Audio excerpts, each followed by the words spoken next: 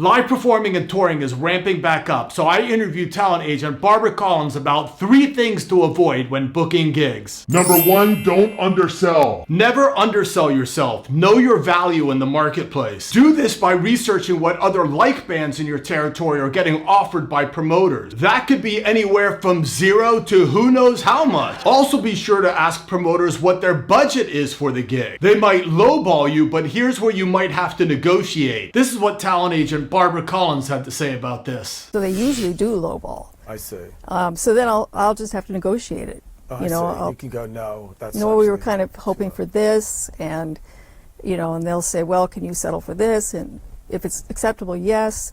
Or I can say, we'll accept that, but can you pay for accommodations? Right. Or can you pay for meals? There you go. Number 2, don't overpromise. Never oversell yourself by telling promoters that you can bring 300 people when you're not even sure that you can bring 3. I discuss how you can promote gigs on my channel or in a video linked in the description below. But for now, just remember that overselling or misrepresenting yourself can cast you in a bad light among promoters and hurt you in the long run. Don't misrepresent. Right. Because if you get in there and there are 2 or 3 people, you're not going to get booked again at that place. And it's a small world. They will talk to other promoters and say, yeah, they promised to pack the place, and they actually only had 10 people.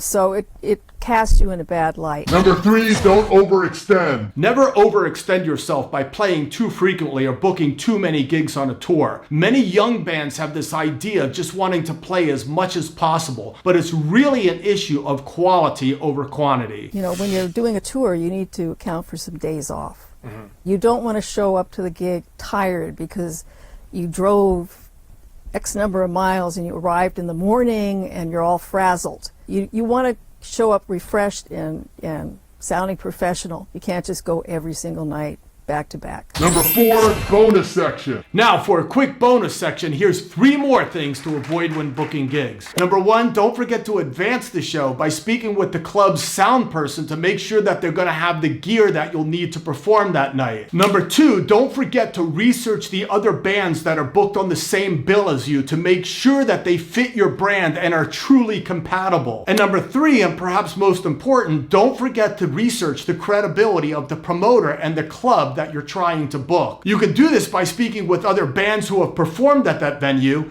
You can go to the American Federation of Musicians database who have a venue alert, or you could check services like Indie on the Move to see whether or not they have detailed information about the club and the promoter. Live performing and touring is ramping back up, so be sure to check out further videos that can help you turn your art into a more successful business. My name is Bobby Borg. Peace.